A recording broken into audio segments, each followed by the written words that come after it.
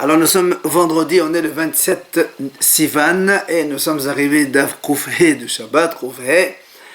Alors on était donc à la dernière Mishnah du Perek, juste avant le nouveau Perek, dernière Mishnah, les 6 dernières lignes, donc avant le nouveau Perek. Maintenant la Mishnah dit comme ça, Hakotev shete otiyot bishte ha'lemot. Si quelqu'un il écrit 2 lettres, bishte ha'lemot, ça veut dire dans 2 ignorances, ça veut dire il savait pas une fois il a écrit. Après, il a été mis au courant que c'est assourd d'écrire. Et après, de nouveau, il a oublié. Ahad shaharit ve'ahad ben arba'im. Donc, il a écrit une lettre le matin. Après, on lui a dit que c'est assourd d'écrire. Après l'après-midi, il a encore oublié et il a écrit une deuxième lettre. Rabban Gamliel mehayev. Rabban Gamliel, lui, il dit que c'est hayav. Hachamim potrin. Hachamim disent c'est patour. Alors, la Gemara dit, c'est quoi leur mahloket? Eh bien, on a déjà vu cette notion. C'est-à-dire, nous, on a déjà vu que quand quelqu'un fait un travail une fois, et il est au courant qu'il a fait un travail interdit, il est hayab hatat par exemple, l'après-midi, il fait le même travail. Comme il y a eu une connaissance de la chose, ça fait qu'il est hayab 2. Par contre, s'il fait un travail le matin, et sans savoir que c'est interdit, il a refait de nouveau ce travail l'après-midi, eh bien, il est hayav une seule fois. Donc le fait de savoir entre les deux, ça coupe. Alors ici, le problème, c'est qu'il n'a fait que la moitié du travail. Alors c'est pour ça qu'on dit la Mohamed Rabbi, mais il pense c'est-à-dire le fait qu'il a écrit une seule lettre, même s'il a su entre-temps que d'écrire c'est assourd, ça ne s'appelle pas savoir, parce qu'il n'a écrit qu'une seule lettre, la moitié du travail. Donc en yidira. Du coup, il a fait la moitié le matin et la moitié l'après-midi. Ça s'associe, il est hayab. Mais Nassaf dit non. Comme si qu'il a fait un vrai travail. Même s'il fait la moitié d'un travail, le fait d'avoir une connaissance que c'est interdit, ça coupe. Du coup, c'est comme si qu'il a fait une demi de travail, une moitié de travail le matin, il n'est pas tôt. Après, il a été au courant, donc ça enlève complètement ce qu'il a fait. De nouveau, il fait la moitié d'un autre travail. Il est encore pas tôt. C'est pour ça que les Hachamim disent c'est pas tôt. C'est comme ça qu'on a fini donc ce Perek. On passe au suivant. Rabbi Eliezer Omer. On va parler de tissage de fil. C'est un petit peu compliqué parce qu'on ne connaît pas tout cela. Rabbi Eliezer Omer.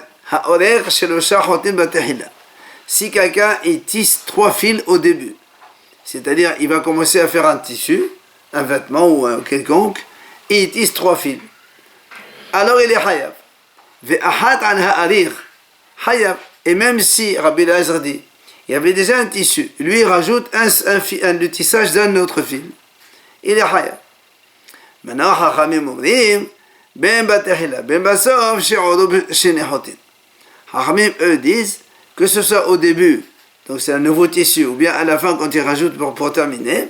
Dans tous les cas, il n'est hayav que quand il a fait 2, il a tissé 2 fils. Après, on dit dans la Mishnah, Haose shete batenerin. Ça, c'est dans le tissage des fils. Il dit celui qui fait 2 boucles dans, comment on appelle ça, batenerin, c'est dans de lisse, boucle de lisse, je sais pas, c'est dans la couture, c'est dans le tissage, même pas dans la couture. Banerin, c'est soit dans le lisse. Bakeros, on va voir dans la Gemara ce qui signifie ce mot. Nafa, bakvara ou vassal. Soit il a fait ça dans un tamis. Nafa, c'est un tamis à orifice fin, kvara, orifice plus épais. Vassal, c'est dans un panier. Tout celui qui fait 2 boucles de lisse, il est hayab. Celui qui fait 2 points de couture. Ou encore, et celui qui déchire dans l'intention de recoudre 2 fils de couture, là aussi, il est hayab. Voilà donc la Mishnah Gemara, qui a Rabbi Ishaq Tanishtaim. Quand Rabbi Ishaq il est venu, il a enseigné lui 2, c'est-à-dire celui qui tisse 2 fils, il est hayab. Alors nous, on pose la question, Ve'anat nan shalosh. Pourtant, nous, on a dit Shlosha Hotin, 3 fils. Comment Rabbi Ishaq, il a dit 2 fils? Hein?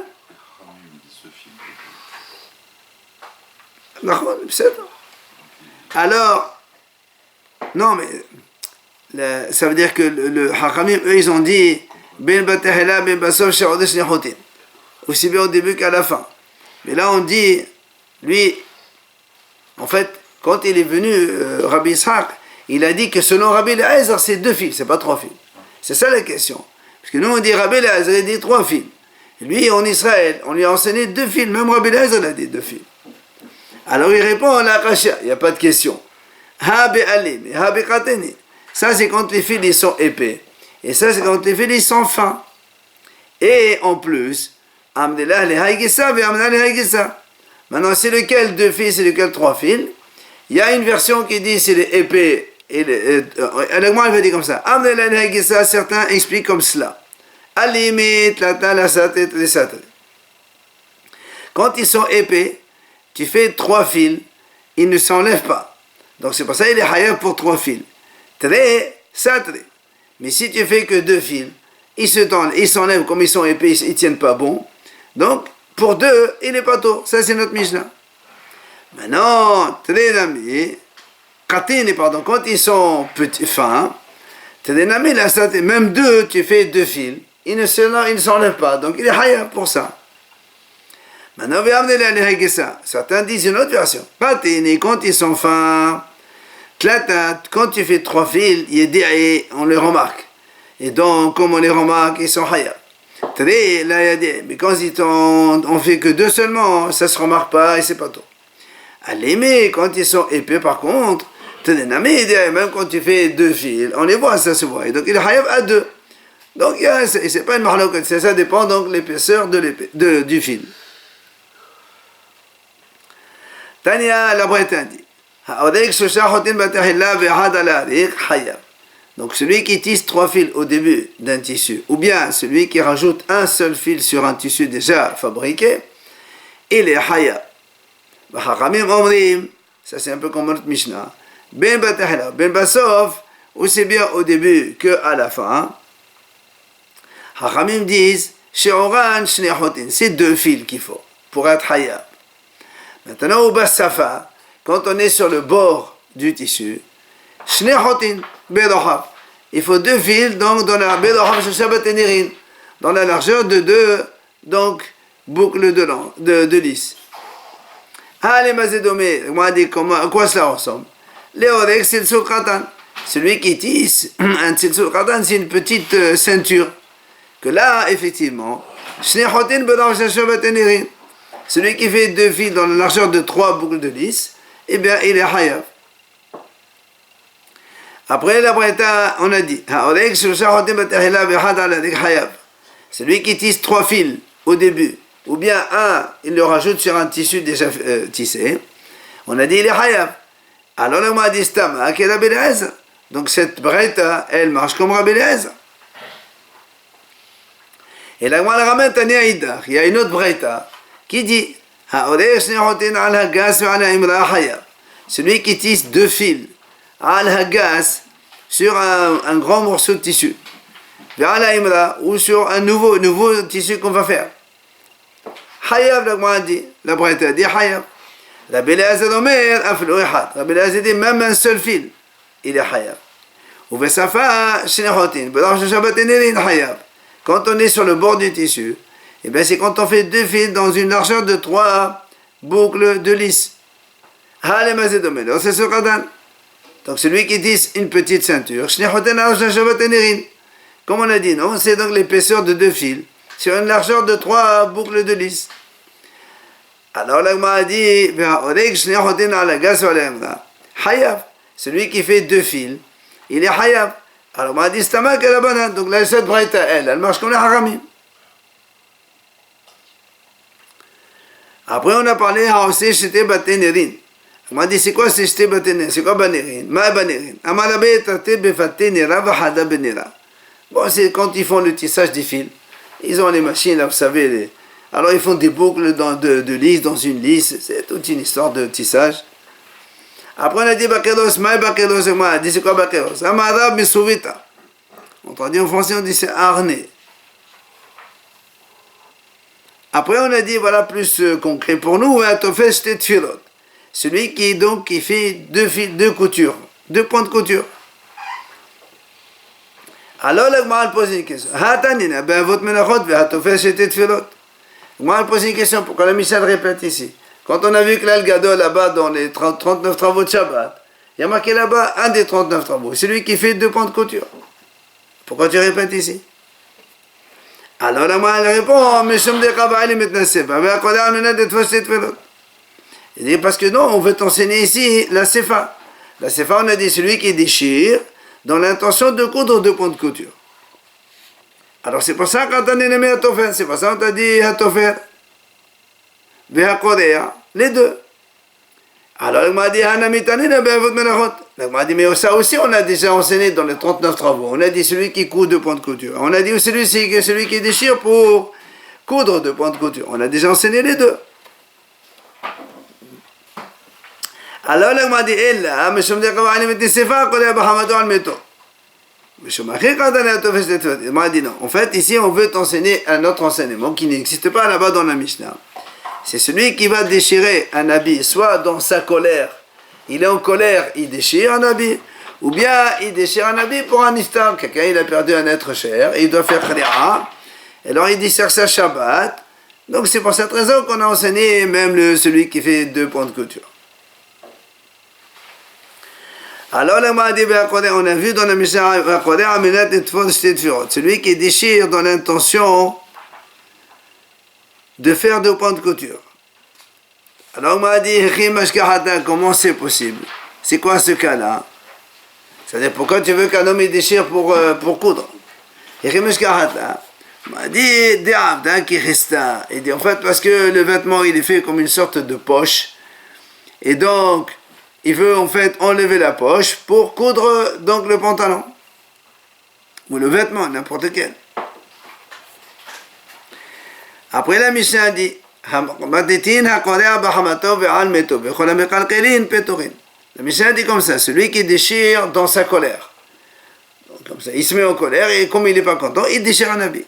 Ou bien ou bien il déchire pour un iftar, il fait khli'a comme il faut pour un iftar, pour un parent donc décédé. Ou encore, tous ceux qui abîment, quand on déchire en général, on déchire, on abîme un habit, tout ça, ptorin. Mais celui qui abîme dans l'intention de réparer, eh bien, l'interdiction, c'est comme un métaken. On m'a dit, c'est quoi le shi'ur de celui qui blanchit, ou bien qui peigne, ou bien qui fait la teinture, ou bien celui qui tisse? Combien c'est? C'est comme la largeur d'un fil, eh bien, sit kafoul. Nous, on a vu que sit, c'est la distance entre l'index et le majeur, sit. Et sit kafoul, c'est 2 fois ça, en fait, c'est de l'index au pouce. Ça s'appelle donc une distance, c'est à peu près 15 cm. Et la Mishnah dit,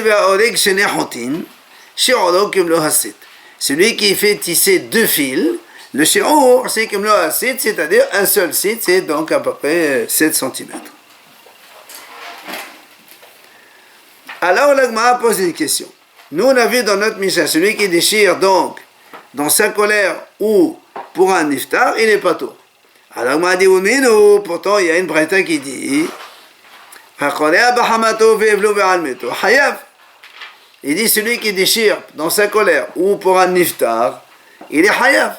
Et bien qu'il a fait en déchirant comme ça, il a fait hilul Shabbat, donc il a transgressé Shabbat. Il est quand même acquitté d'avoir fait la qira'a pour son iftar.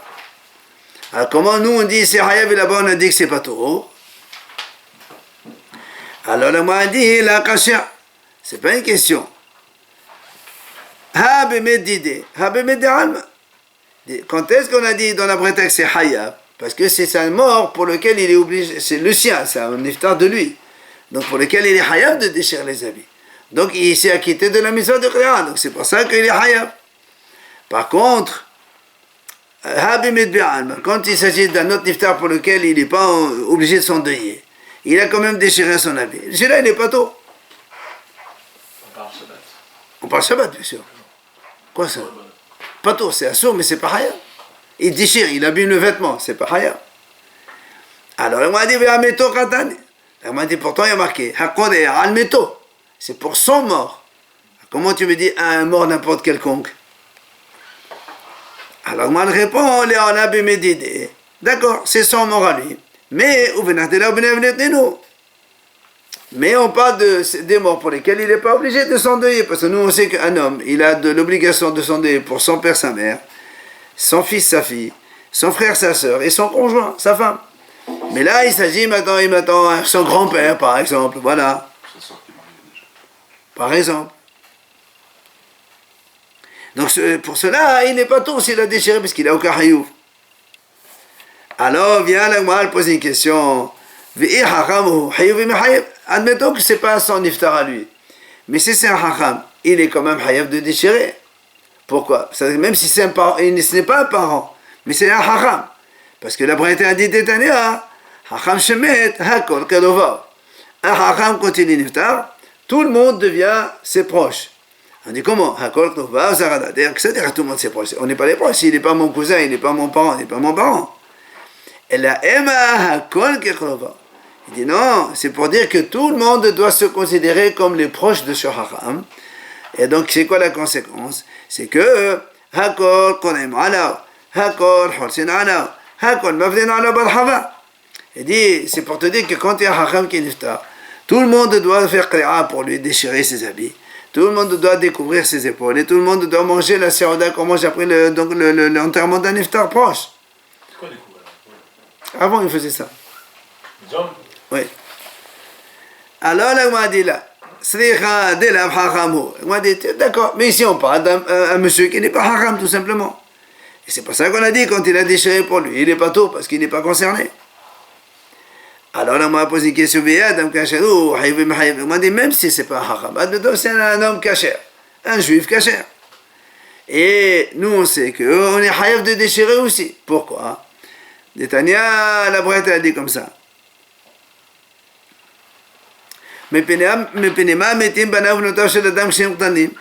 Pourquoi un homme leur il perd ses enfants quand ils sont petits?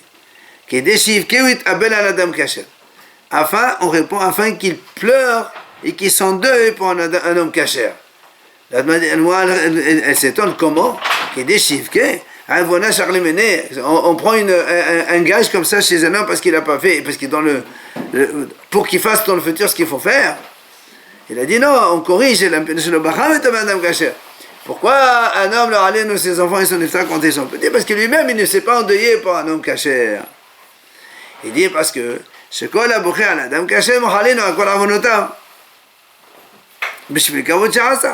tout homme qui pleure pour le décès d'un homme Kacher, qui est niftar, on lui pardonne toutes ses fautes. Ah ouais? Parce qu'il a fait kavod à cet homme-là. Donc tu vois bien que même pour un homme kasher, même si c'est pas de notre famille, on doit déchirer les habits. Alors pourquoi il est pas tour? Alors on répond, la slicha de la dame kasher. Il dit non, ici il s'agit d'un homme simple, c'est pas un homme kasher. Et donc on n'a pas l'obligation de déchirer les habits. Donc là aussi, comme il a déchiré Shabbat, il est pas tour. Alors là, moi, continue, on dit alors, même si, admettons que ce n'est pas un homme de la famille, ce n'est pas un haram, ce n'est pas un monsieur kasher, mais même si c'est un juif quelconque, nous on sait pourtant que si l'homme il a assisté à la tziat neshama, c'est-à-dire à la sortie de son âme, au moment même du décès, il a quand même l'obligation de déchirer ses habits, même un étranger. Pourquoi? Détania, Rabbi Shimon ben Azad Omer. Rabbi Shimon Azad dit, Hamed alamed pshat tziat neshama hayab l'ekloa. Celui qui se tient devant un mort quand il rend l'âme, il doit aussi déchirer ses habits. Pourquoi? Parce que c'est comparable, un juif, il est comparable à un Sefer Torah qui a été brûlé. Et donc tu vois bien que là aussi, quand il a déchiré ses habits, donc c'était nécessaire. Pourquoi il n'est pas tout? Alors là, on m'a dit là, on dit voilà. Ici, on parle d'un cas où l'homme n'était pas présent au moment donc que l'autre il a rendu l'âme. C'est pour ça que quand il entend qu'un juif X, il est niftar, qu'il n'est pas kasher, qu'il n'est pas haram, qu'il n'est pas un parent à lui, et il a déchiré quand même ses habits, alors il n'est pas tour dans ce cas-là. Mais là, il parle de décès de Shabbat. Oui, bien sûr. Mais on n'a pas le droit de déchirer les habits. Justement, c'est pas ça qu'on dit. Celui qui a déchiré, comme c'est inutile, il n'est pas tour. Alors l'Agma a dit très bien. Tena Ahmeto. D'accord, tu m'as répondu à l'objection entre la Mishnah qui a dit celui qui déchire pour son mort il est patour et la Braïta qui a dit hayab. Mais comment tu vas répondre à la contradiction? Dans la Mishnah on a dit celui qui déchire dans sa colère il est patour et la Braïta a dit celui qui déchire dans sa colère il est hayab. C'est une contradiction. Alors le m'a dit Tena Ahmeto. D'accord, pour le mort tu m'as répondu. Ella hamato hamato kasher. Comment tu vas répondre à la contradiction entre la colère et la colère? Donc dans la Mishnah on a dit pour la colère il est patour. Et dans la Braïta on dit celui qui déchire dans sa colère il est hayab. Alors là on m'a dit hamato nami la kasher. Même donc ça je peux te répondre. Comment? Hala biuda hala bishimon. Et bien je te dis tout simplement l'auteur de la Mishnah et de la Braïta ils sont différents. C'est-à-dire dans la Braïta qu'on a dit il est hayab hala biuda. Parce que Rabbi Yehuda lui dit, même si quelqu'un il fait un travail Shabbat, mais dont il n'a pas besoin de ce travail, il est quand même hayab. Or celui-là, il a déchiré. Il n'a pas besoin de ça pour recoudre ou quoi que ce soit. Il n'a pas besoin de ce travail. Il est quand même hayab. Mais la Mishnah qui a dit partout, c'est Rabbi Shimon. Lui, il dit quand on fait un travail qu'on n'utilise pas le travail. Quand on déchire, on n'a rien utilisé à cette déchirure-là. Alors dans ces cas-là, il est pas tout. Donc il n'y a plus de contradiction, c'est deux Tanaïm différents. Alors l'Agma dit, mais c'est pas possible. Et moi, l'Agma dit, quand tu as dit que la Braïta, l'auteur c'est Rabbi Yehuda, parce qu'il lui dit quand on fait un travail, même si on ne l'utilise pas, on est hayab. Il dit, mais ça c'est qu'on metaken. Rabbi Yehuda, il a dit ça, quand quelqu'un il fait un travail effectivement, mais il l'utilise pas. Par exemple, il fait un trou, il l'utilise pas. Et je sais pas, il fait quelque chose, mais là, il n'est pas métaken, il est mekalken. Quand on déchire un habit, on abîme l'habit. Mais là, Rabbi Yehuda aussi, il dit que c'est pas tout. Alors comment tu m'as dit qu'il est hayab? Alors, Amar Rabbi Avin, il vient Rabbi Avin, il répond. Il dit non, même ici, quand il a déchiré son habit, il est en train de réparer. Qu'est-ce qu'il répare? Il dit, il fait plaisir à son Yetzirara. Comme il est en colère, alors, dans la colère, il déchire son habit, alors il fait plaisir au Yetzirara. C'est ça le métaphen. Alors, on m'a dit comment? Quoi? C'est permis de faire ce genre de choses? Toi, tu me dis, il est en train de faire quelque chose de valable. Est-ce que c'est permis? Pourtant, il y a une braïta qui dit, Rabbi Shimon ben Elazar omer mishum hilfa balagra. Rabbi Shimon il dit au nom de hilfa balagra. Shema mishum Rabbi Hanan ben Uri. Lui-même il a dit au nom de Rabbi Hanan ben Uri. Il dit Hamekale abirada bahamaton. Celui qui déchire ses habits dans sa colère. Ou bien Hameshabrik bahamaton, celui qui brise ses ustensiles, donc il a des kilim, il les casse dans sa colère. Ou encore Hamefazet ma'ota bahamaton, celui qui jette son argent dans sa colère. Yehe be'ainecha ke'aved avodah zara. Tu le considères comme si qu'il a fait une avodah zara. Car c'est comme ça que le Yitzhadara il agit. Hayom omer lo asekar. Ulmahal omer lo asekar. Ad shomer la avodah zara ve'lechoy. Aujourd'hui il lui dit tu fais ça. Demain il lui dit tu fais encore plus. Et après demain il lui dira tu vas faire la avodah zara. Et il va faire la avodah zara. Donc tu vois bien que ce genre de choses c'est interdit. Et Amar Rabbi Avin dit d'où on apprend cette notion. Mais d'où on apprend cela? Le Yehivecha Elza, le Tahawele Elecha. Il dit parce que la Torah dit qu'il n'y ait pas en toi un Dieu étranger. La Gemara dit c'est quoi un Dieu étranger qu'il y a dans le corps d'un homme? C'est ça le Yetzirara que nous avons à l'intérieur. Et donc, tu vois bien que faire cela, c'est assourd. Alors comment tu me dis, celui-là il est metaken parce qu'il fait plaisir à son Yetzirara? Alors la Gemara répond, la sricha de Ravid imata NCBT. La Gemara dit, sinon on parle d'un cas où un homme il veut mettre de la crainte dans sa famille. C'est-à-dire pour faire peur aux gens de la famille, il fait ça, et ça c'est pas dans l'avodah zara, parce qu'il a une intention particulière. Et la Gemara donne ici des exemples à l'époque d'avant. Qui a des Rav Yehuda, Shalif Masbaïta. Rav Yehuda, quand il se mettait en colère, il voulait donc mettre la crainte dans sa famille. Qu'est-ce qu'il faisait? Eh bien, il il déchirait son habit. Il déchire son habit, comme ça la famille commence à avoir peur. Rabbi Yaakov aussi il faisait autre chose.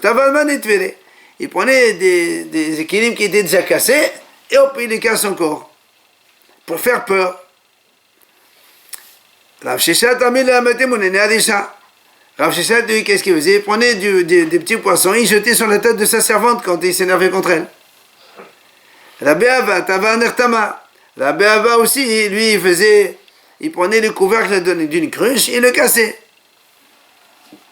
Et donc, tu vois bien que pour faire peur à la famille, donc aux membres de la famille, il faisait ça. Donc là aussi, on est en train, quand quelqu'un déchire, c'est pour mettre un peu la crainte dans la maison, et donc, c'est valable. C'est pour ça qu'on a dit que celui qui fait sa Shabbat, il est Hayav. Amar Rabbi Shimon ben Pazi, Amar Rabbi Shimon ben Levi, Meshobal Kapara. Puisqu'on parle donc des morts et tout cela, il vient Rabbi Shimon ben Pazi, il dit au nom de Rabbi Shimon ben Levi, au nom de Bar Kapara, il dit Kol hamorid d'maot al adam kasher, celui qui verse des larmes sur un homme kasher qui est niftar, HaKadosh Baruch Hu sofran, umenehan bevet gnazav. Hachem, il va compter ses gouttes de larmes, et il les rentre, il les pose, il les met là-bas de côté dans ses trésors. D'où tu apprends cela? Sheneemar, Nodi Safat Ata, Sima Demate Benodecha, Halo Besefratecha. Donc tu vois, Hachem, il compte quand nous on s'attriste, et ces larmes-là, il les met dans une outre, et il les comptera. Ça veut dire les compte. Amar Ravuda Amar. Il vient Ravuda au nom de Ravidi, Kol Hametasel Behespedo Shel Hacham, celui qui ne fait pas comme il se doit le deuil d'un Hacham, d'un sage qui est niftar. Si il est Metasel, il est fainéant, il ne va pas assister au Hespedim, Raoul le Kovdo Behayaou.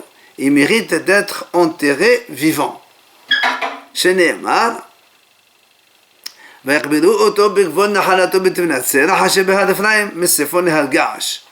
on parle ici de la mort de Yeshua.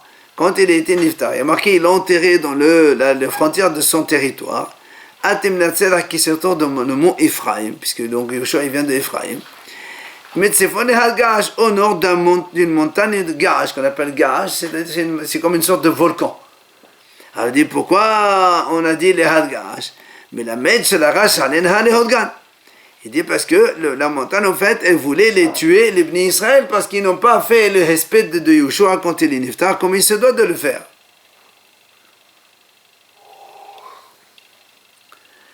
Amar Rabbi Yahya bar Abba, Amar Rabbi Yohanan. Il a dit Rabbi Yahya bar Abba au nom de Rabbi Yohanan. Kol metasel be'espedo shel hacham eno ma'arich yamim. Celui qui est fainéant et qui ne fait pas le respect d'un hacham, c'est-à-dire donc qui ne fait pas le deuil d'un sage de Torah, eno ma'arich yamim, il ne va pas prolonger sa vie, chas shalom, midda kenered midda. Mesure pour mesure, Hachem est puni. Pourquoi?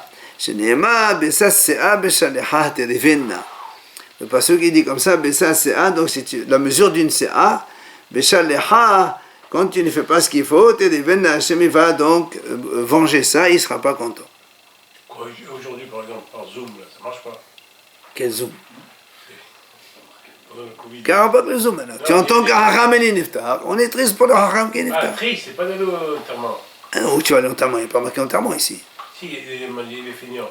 Fainéant dans le deuil. Le deuil, ça veut dire que quelqu'un ne s'attriste pas pour lui. Ah, voilà. Et Rabbi Yohanan. Alors là, on a dit, on objecte. Rabbi Yahya, il objecte à Rabbi Yohanan. Il lui dit pourtant, il y a marqué dans la vie là-bas, il y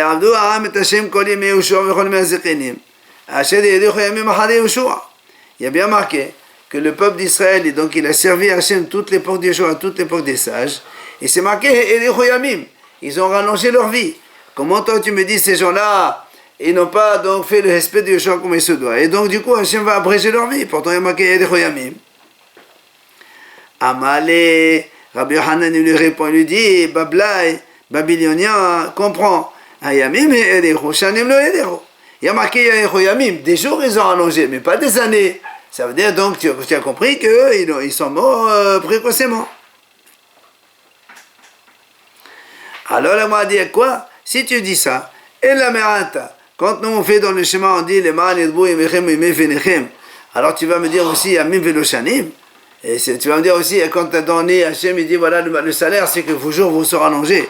C'est-à-dire les jours se rallongent, mais pas les années qui ne se rallongent pas. Ah, c'est pas une bracha ça. Alors il dit non, bracha shani. Quand on fait une bracha, alors là, ça veut pas dire les jours, ça veut dire les années. Mais quand on fait une malédiction là-bas, on prend le mot à son donc terme vrai. Sa traduction, c'est les jours et pas les années. ואמר רבי חייא בר אבא אמר רבי יוחנן, il a dit רבי חייא בר אבא au nom de רבי יוחנן. אחד מן האחים שמת, התארו כל האחים, כולם.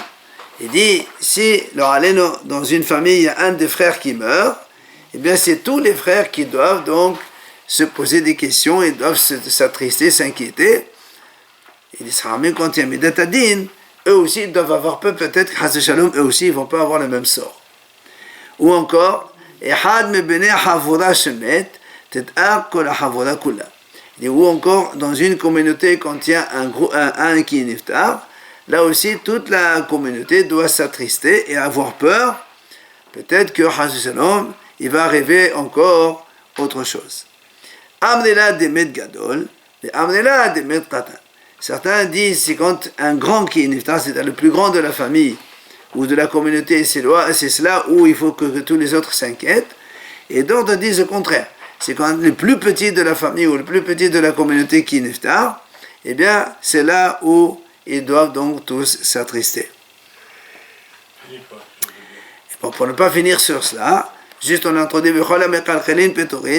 on a dit tous ceux qui abîment, ils sont pato. C'est-à-dire quand on fait un travail Shabbat, mais que ce travail entraîne donc quelque chose de destruction, eh bien, dans ces cas-là, on n'est pas hayav, on est pato.